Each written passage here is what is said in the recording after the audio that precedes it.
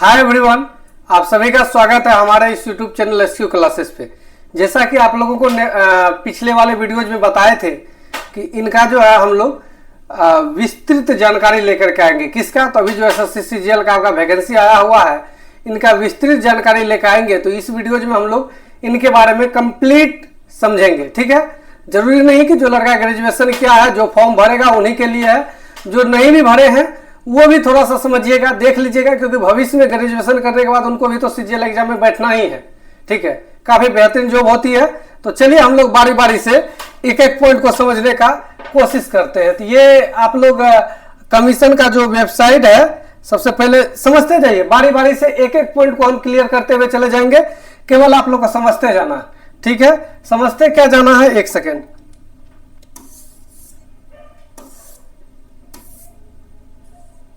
समझते क्या जाना है आप लोगों को, कमीशन का जो वेबसाइट है आपका, जहां पे ये आपका जो है वेबसाइट पर जो है ये अपलोड जो किया गया है, और वो वेबसाइट ये वाला है। इनको आप लोग क्या कर लीजिए, इस वेबसाइट को आप लोग क्लिक करके रख लीजिए, ताकि कोई भी नोटिफिकेशन आएगा एसएससी के तरफ से तो आप लोग तक पहुंचेगा। वैसे यदि आप लोग नहीं खोज पाते हैं तो टेंशन लेने की कोई आवश्यकता नहीं है।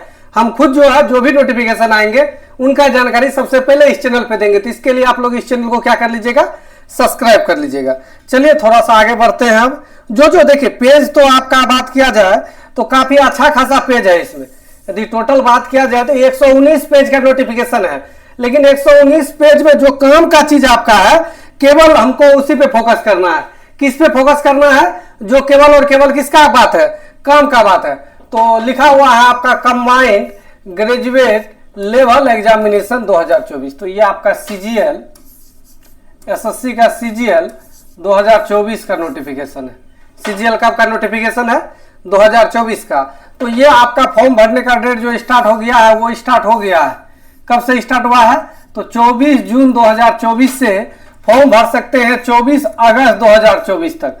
कब तक फॉर्म भर सकते हैं? 24 जून 2024 से 24 अगस्त तक आप क्या कर सकते हैं, इनका फॉर्म भर सकते हैं। एक महीना लगभग हर जॉब में, हर नोटिफिकेशन में आपका एसएससी का जो है एक महीना फॉर्म भरने का क्या रहता है, डेट रहता है। बाकी कोशिश कीजिएगा ये आखिरी डेट है, इससे 10 दिन पहले ही फॉर्म भर करके आप तैयार रहे। मतलब मोटा मोटी आप टाइम रखिए कि 15 जुलाई तक ही आपको फॉर्म भर देना है। बोलेगा सर 15 जुलाई तक क्यों फॉर्म भर देना है? जब आप बोल रहे हैं कि 24 जुलाई तक फॉर्म भरने का डेट है तो 15 जुलाई तक क्यों फॉर्म भरना है? रीजन बताते हैं ना। लास्ट टाइम में क्या होगा कि वेबसाइट आप काम करने नहीं लगेगा, फोटो अपलोड कीजिएगा, फोटो अपलोड नहीं होगा, फॉर्म सबमिट कीजिएगा, फॉर्म सबमिट नहीं होगा, तो फिर उस समय जो है आप परेशान रहिएगा। अब क्या करें, समझ में आपको खुद नहीं आएगा। ठीक है, तो इसलिए लास्ट डेट का इंतजार नहीं करना है, फॉर्म को आप भर देना है। ठीक है, इनके अलावा इसमें ये सब पेमेंट वेमेंट करने का जो काम का चीज तो है नहीं। इनके अलावा एक और इसमें दिया गया है कि यदि आप इसमें कहीं पर गलती कर जाते हैं कुछ, वैसे तो कोशिश करनी है कि गलती ना करें। क्यों गलती करें?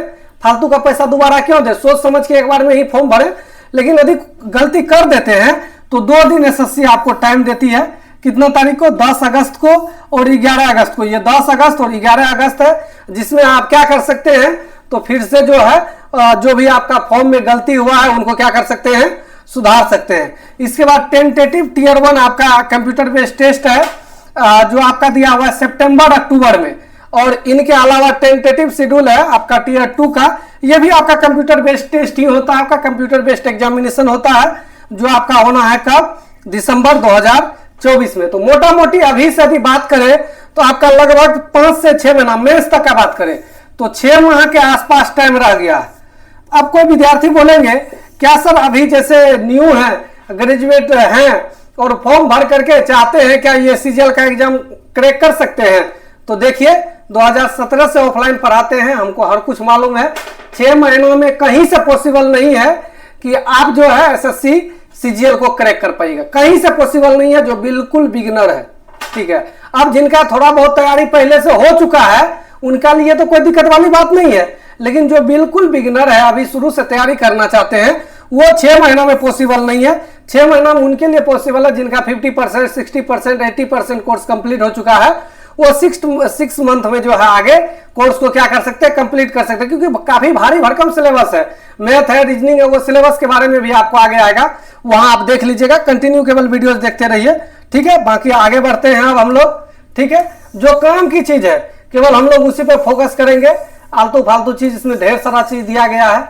जैसे इसमें बात किया जाए तो ये आपका पोस्ट दिया है, कौन कौन सा पोस्ट है, असिस्टेंट सेक्शन ऑफिसर है, ठीक है। इसमें किसका क्या कैटेगरी है ना, minister of railway group B में आता है, इसका एज इधर देख लीजिएगा। तो ये पीडीएफ हम छोड़ देंगे ग्रुप में, आप लोग जो है वहां से देख लीजिएगा, ठीक है। जिनको भी ये पीडीएफ नहीं मिल पाएगा वो मेरे व्हाट्सएप नंबर, हम व्हाट्सएप नंबर एक बार लिख देते हैं, ठीक है। व्हाट्सएप नंबर मेरा है 7562938604। ये मेरा व्हाट्सएप नंबर है। इस नंबर पर आप व्हाट्सएप करेंगे, हम आपको कम्युनिटी ग्रुप में जोड़ देंगे। जो भी नोटिफिकेशन आएगा वहां सबसे पहले आप लोग तक पहुंच जाएगा। चलिए बाकी आगे बढ़ते हैं। ये सब वही है जो हम लोगों का काम का चीज नहीं है। तो जो काम का चीज नहीं है उनके पीछे जो है हम लोग को दिमाग भी नहीं लगाना, क्योंकि जो काम का चीज है वही दिमाग लगाना। तो ये आपका 3 नंबर थोड़ा सा काम का चीज है। काम का चीज क्या है 3 नंबर, तो यहाँ पे दिया गया है वैकेंसीज एंड इसके बाद आपका दिया गया रिजोल्यूशन। तो इसमें आपका दिया हुआ है साफ साफ की कितनी वैकेंसियां हैं। तो वैकेंसी जो आपका है 17,770। तो ये 2017 के बाद पहली बार इतनी अधिक मात्रा में वैकेंसी निकली है, और निकलेगी भी। वजह क्या है कि इस बार का चुनाव में आप लोग देख ही रहे हैं, इस चुनाव के रिजल्ट से परेशान हो गए हैं मोदी जी। उनको लग रहा है कि यदि युवाओं को छोड़ दें तो फिर पॉसिबल नहीं है। यदि युवा को छोड़ दें तो कहीं से भी पॉसिबल नहीं है कि हम क्या कर पाए, इलेक्शन में जीत पाए। तो इस कारण से उनको वैकेंसी देना ही पड़ेगा, उनके पास मजबूरी है, वैकेंसी देना ही पड़ेगा। तो आप लोग देख सकते हैं कितने सारे वैकेंसी आए हुई है, ठीक है। तो ये हम लोग का काम का चीज था। बाकी आगे बढ़ते हैं। 119 पेज में जो हम लोग का काम का चीज है केवल उसी पे बात करेंगे, इनके अलावा जो है एक्स्ट्रा बातचीत नहीं करेंगे, क्योंकि जो काम का चीज होगा ये सब वही है कि आपका जो है होना चाहिए, जो कैंडिडेट भर सकता है वो क्या क्या होना चाहिए, इंडिया का नागरिक होना चाहिए, क्या होना चाहिए, सब देख लीजिएगा। ये सब तो कॉमन चीज है, इंडिया के ही हैं हम लोग, ठीक है, कोई ज़्यादा बड़ी बात नहीं है। आगे बढ़ते हैं। जो काम का चीज है, हाँ ये थोड़ा सा काम का चीज है। काम का चीज क्या है कि इसमें आपका दिया गया है कि एज में छूट कितना क्या मिलने वाला है। तो एज में छूट जो आपका मिलने वाला है एज लिमिट एंड कैटेगरी के हिसाब से, ठीक है। यदि आप SC ST कैटेगरी से हैं आपको 5 ईयर का छूट मिलेगा। तो मतलब जो आपका एज देखिए लिए थे, जहां 18 से 30 साल था तो वहां 18 से 35 साल तक फॉर्म भर सकते हैं। 5 साल का छूट है। किन के लिए? ये सब के लिए नहीं है, जो SC ST है उनके लिए। और OBC के लिए इसमें दिया गया है कितना साल का छूट है, 3 साल का छूट है। इनके बाद PWBD यदि है तो वो 10 साल का छूट है। ये सब आपका दिया है। OBC से है तो ये 13 साल का छूट है। और PWBD यदि SC ST से है तो उनके लिए कितना साल छूट है, ये आपका 15 साल छूट है। तो छूट ऐसे नहीं मिलेगा, उनके लिए आपके पास सर्टिफिकेट होनी चाहिए। ऐसा नहीं कि हम जाके बोल दिए हम OBC से हैं हमको 3 साल का छूट दे दीजिए, नहीं, ये कहने से नहीं मानेगा। आपको सर्टिफिकेट डॉक्यूमेंट अपलोड करना पड़ेगा कि हाँ हम OBC से हैं। तो आपको NCL क्या करना पड़ेगा, अपलोड करना पड़ेगा, ठीक है। बाकी आगे इसके बाद हम लोग आगे बढ़ते हैं, आगे देखते हैं कैसे क्या है, ठीक है। जो काम का चीज हम लिख करके भी लेकर आए हैं। इसके बाद आपका पेज 5 में था काम का चीज, तो पेज 5 तो हम लोग देख लिए। पेज 5 के बाद जो आपका पेज 10 है सीधा काम का चीज। ये सब बीच में जो है इसको पढ़ लीजिएगा, पढ़िएगा तो एक तरफ से, पढ़ने का वैसे जरूरत नहीं है। जो मेन पॉइंट है वो हम खुद पढ़ करके आपको समझा देते हैं। पेज नंबर 10, ये 9 हो गया, 9, ये आपका 10, ये आपका काम का चीज है। काम का चीज इसमें क्या है, तो काम का चीज है कि अब सर इसको भरने के लिए क्या चाहिए, एजुकेशन क्वालिफिकेशन क्या चाहिए। बहुत को ये चीज का जानकारी नहीं होता है। बहुत को ये लगता है कि यदि हम 12th यदि हम ग्रेजुएट हैं कोई भी स्ट्रीम से, यदि वो आपका क्या कहते हैं साइंस आर्ट्स कॉमर्स या बीटेक टेक्निकल डिग्री कुछ भी उनके पास है, उनको लगता है कि हम फॉर्म नहीं भर सकते हैं, ठीक है, उनके अलावा भी कुछ चाहिए। तो सबसे पहले तो ये है आपका एजुकेशन क्वालिफिकेशन जो है वो 1 तारीख महीना 8 2024 से पहले आपके पास डिग्री आ जानी चाहिए। इस चीज का ख्याल रखिएगा, इस चीज पे ज्यादा जोर दिया है कि डिग्री जो है वो आपका आ जाना चाहिए। कब तक, 1/8/2024 तक। यदि इसके बाद डिग्री मिल रहा है या जो रिपेयरिंग वाले हैं वो फॉर्म को नहीं डाल सकते हैं। ध्यान से सुन लीजिए बातों को, ठीक है। इनके अलावा सब्जेक्ट आपका दे दिया है, कोई भी यूनिवर्सिटी से, कोई भी यूनिवर्सिटी जो आपका मान्यता प्राप्त है वहां से आप पास हुए हो। और इसके अलावा कुछ ये जूनियर स्टैटिक्स ऑफिसर के लिए दिया गया है कि उसमें मैथ में 60% चाहिए। ये सब के लिए नहीं है, ठीक है। ये कुछ सेक्शनल पोस्ट होते हैं जो आपका अलग अलग होता है, ठीक है। 3-4 पोस्ट ऐसे हैं जिनके लिए आपका कुछ ना कुछ अलग डिग्री मांगता है, ठीक है, बाकी में सेम वही डिग्री है, आपका ग्रेजुएशन होना चाहिए, देख लीजिएगा। ठीक है, मतलब सीधा सा मतलब समझिए कि आपके पास जो है डिग्री होना चाहिए।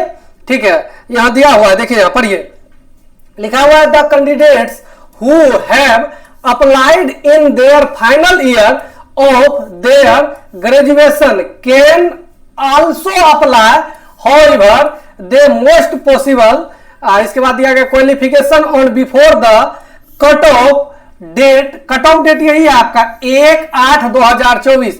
1/8/2024 से पहले आपके पास क्या होना चाहिए, ग्रेजुएशन का डिग्री आ जाना चाहिए, चाहे आप कोई भी स्ट्रीम से हो, साइंस आर्ट्स कॉमर्स कोई फर्क नहीं पड़ने वाला है, बस आपके पास क्या आ जाना चाहिए, ग्रेजुएशन का डिग्री आ जाना चाहिए। चलिए आगे बढ़ते हैं। इनके अलावा जो काम का चीज है, हम पॉइंट को लिख करके लेकर आए हैं, ये डरीम देख रहे हैं ना, ये डरीम हम पॉइंट को लिख करके लेकर आए हैं कि इस पॉइंट में क्या बात है।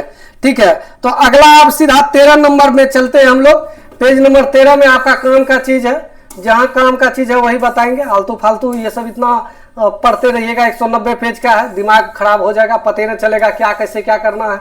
तो ये काम का चीज इसमें क्या है, तो इसमें आपका बोल रहा है कि एप्लीकेशन फीस, फीस क्या है, तो 10 का 1 में दिया गया है fee payable 100 rupees as 100 rupees, English में दिया है कि 100 रुपया आपको क्या करना पड़ेगा, फीस पे करना पड़ेगा। इसके बाद दिया है women candidates and candidates belong to schedule caste, यानी आपका SC रहे या ST रहे या आपका PWBD रहे या एक्स सर्विसमैन, ये सब जो भी है, इनको एक्स्ट्रा कोई भी चार्ज देने का जरूरत नहीं है, इनको 100 रुपया भी देने का जरूरत नहीं है। तो मोटा मोटी समझ में यह आया कि जो भी आपका, मोटा मोटी बात यह समझ में आया होगा आप लोग को कि जो भी ग्रेजुएट है और मेल है तो उनको तो 100 रुपया लगेगा, लेकिन जो फीमेल है उनके लिए बिल्कुल क्या है, फ्री है। फीमेल के लिए बिल्कुल क्या है, फ्री है, उनके लिए कोई चार्ज देने की आवश्यकता नहीं है।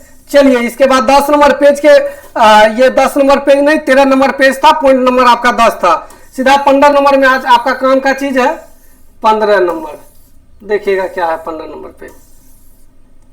ये सब आपका सेंटर के बारे में है, ये सेंटर के बारे में है, ये काम का चीज नहीं है। ये आप जब एग्जाम देने लगिएगा, जब एग्जाम फॉर्म भरने लगिएगा तो एग्जाम सेंटर कहां लेना है तो उनके बारे में ये जानकारी है। तो इनके बारे में आप क्या कीजिएगा, देख लीजिएगा आपके अड़ोस पड़ोस में कौन सा डिस्ट्रिक्ट पड़ रहा है, क्या पड़ रहा है, वहां आप क्या कर लीजिएगा, आप अपना सेंटर ले लीजिएगा। ये सारा सेंटर के बारे में ये फॉर्म भरते वक्त देख लीजिएगा, या जहां फॉर्म भरिएगा साइबर कैफे से, वो कैफे वाले भी आपको बता देंगे। इनके अलावा है आपका स्कीम ऑफ एग्जामिनेशन, एग्जाम का क्या क्या स्कीम रहने वाला है। तो 2 पार्ट में एग्जाम होता है, SSC CGL का 2 एग्जाम होता है, जिसमें सबसे पहला एग्जाम जो होता है जिनको Tier 1 कहते हैं, और दूसरा एग्जाम होता है जिनको क्या कहते हैं, Tier 2 कहते हैं। ठीक है, the computer based examination will be conducted in 2 tier में, यानी 2 पार्ट में जो है इनका एग्जाम लिया जाएगा, Tier 1 Tier 2। Tier 1 को हम लोग प्री भी बोलते हैं या इसी का दूसरा नाम PT। ठीक है, और ये आपका होता है मेंस, ये क्या होता है, मेंस। तो ये केवल क्वालिफाइंग नेचर होता है, इसमें केवल पास करना है, इनको पास कीजिएगा, बस आगे बढ़ जाइएगा। ये जो आपका है, ये आपका Tier 2 जो है, इसी के हिसाब से आपका रिजल्ट बनता है। ये Tier 1 आपका पास होने वाला केवल है। ठीक है, तो अब देख लेते हैं कि Tier 1 में जो है क्या क्या पूछा जाएगा, उनके बारे में दिया गया है यहाँ पे। ये आपका Tier 1 का जो है पूरा कंप्लीट सिलेबस है, पूरा कंप्लीट सिलेबस है Tier 1 का स्कीम्स ऑफ Tier 1 एग्जामिनेशन। तो ये आपका पूछा जाएगा, रीजनिंग पूछा जाएगा 25 क्वेश्चन, एक क्वेश्चन 2 मार्क्स का 50 मार्क्स।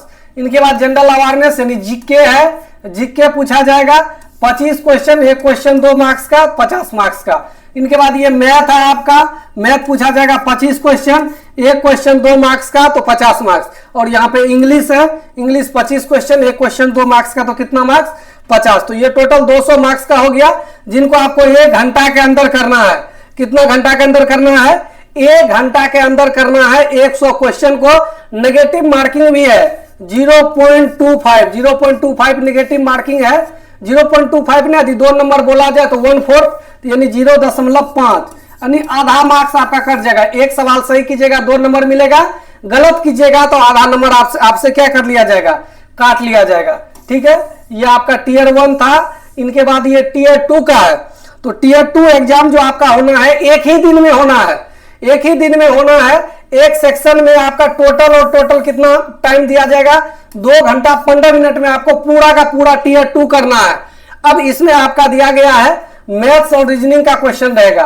पहला पेपर जो होगा सेक्शन 1 वो मैथ और रीजनिंग का रहेगा, 30 क्वेश्चन मैथ का, 30 क्वेश्चन रीजनिंग का, टोटल 60 क्वेश्चन, एक क्वेश्चन 3 मार्क्स का, तो 180 मार्क्स का आपका सवाल होगा और इसको 1 घंटा में करना होगा। कितना देर में करना होगा, 1 घंटा में। जैसे 1 घंटा हुआ इन्हीं के जस्ट बाद तुरंत, थोड़ा सा भी टाइम नहीं मिलेगा, आपका दूसरा एग्जाम होगा।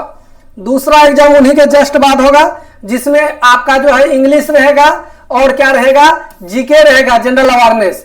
तो इसमें आपका इंग्लिश का 45 क्वेश्चन रहेगा, जीके का 25 क्वेश्चन हो गया। तो ये टोटल कितना क्वेश्चन हो गया, 70 क्वेश्चन टोटल हो गया, कितना 210 मार्क्स का हो गया। तो 1 घंटा इसमें रहेगा, 1 घंटा इसमें, 1 घंटा पिछला वाला था, 2 घंटा हो गया, लेकिन एग्जाम तो होना है 2 घंटा 15 मिनट का। तो 15 मिनट का आपका जो होगा वो कंप्यूटर बेस्ड टेस्ट होगा आपका, ठीक है, जिसमें 20 क्वेश्चन रहेगा, एक क्वेश्चन 3 मार्क्स का, 60 मार्क्स का। ये कंप्यूटर नॉलेज मॉड्यूल, मतलब इसमें आपका कंप्यूटर से रिगार्डिंग आपका सवाल पूछा जाएगा। इसका मार्क्स जो है आपका वो फाइनल रिजल्ट में नहीं जुटेगा, ठीक है। ये केवल पास होना है, कंप्यूटर का नॉलेज होना चाहिए आपके पास, इनके अलावा और कुछ नहीं जरूरत है। बस इसका मार्क्स जो आपका फाइनल रिजल्ट में नहीं जुटेगा। तो ये 15 मिनट, तो 1 घंटा पहला वाला पेपर जिसमें मैथ रीजनिंग था आपका 30 क्वेश्चन करके, 1 घंटा ये आपका इंग्लिश और जनरल अवेयरनेस वाला क्वेश्चन, 2 घंटा 15 मिनट ये कंप्यूटर। तो ये 15 मिनट तो ये केवल पासिंग वाला है। तो मेन आपका इसी से, मेन आपका यही 2 पेपर से रिजल्ट बनना है। किससे किससे रिजल्ट बनना है, तो यहाँ ये जो आपका है मैथ रीजनिंग और यहाँ पर जो आपका इंग्लिश जीके, इसी से आपका रिजल्ट बनेगा। मेन आपका यही होगा, ठीक है। इनके अलावा जो है उसी दिन आपका ये क्या कहते हैं डाटा एंट्री स्पीड टेस्ट लिया जाएगा, मतलब उसी दिन आपका टाइपिंग टेस्ट भी हो जाएगा। 15 मिनट का होगा टाइपिंग टेस्ट, कितना देर का होगा, 15 मिनट का होगा, ठीक है। ये आपका हो जाएगा, ये दे दिया है, उसी दिन हो जाएगा। इनके बाद ये पेपर 2 दिया है स्टैटिक्स, ये सब के लिए नहीं है, ये सब के लिए नहीं है। कुछ ऐसे पोस्ट होते हैं एओ का, उनके लिए स्टैटिक्स का क्वेश्चन आता है, जो कॉमर्स बैकग्राउंड से रहते हैं ना, तो उनके लिए ये अलग से, ये अलग पोस्ट है, ठीक है। ये वो पोस्ट नहीं है जो सोच रहे हैं, ठीक है, ये सब के लिए नहीं है। इनके अलावा आपका दिया गया है tier 2 will be conducting of paper 1 and 2 separate shift and days. यानी इसमें क्वेश्चन ये कह रहा है कि tier 2 will be include conducting of paper 1 and paper 2 in separate shift, मतलब बोल रहा है कि अलग अलग शिफ्ट में आपका वो उसका क्वेश्चन आपका रहेगा। इसके अलावा दिया है paper 1 is compulsory for all post, सब पोस्ट के लिए। ये पेपर 1 जो है आपका हर पोस्ट के लिए कंपलसरी रहेगा, ठीक है।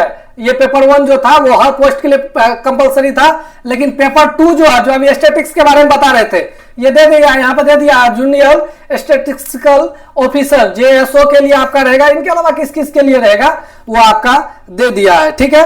इनके अलावा आगे बढ़ते हैं, आगे अब हम लोग सिलेबस के तरफ बढ़ेंगे थोड़ा सा।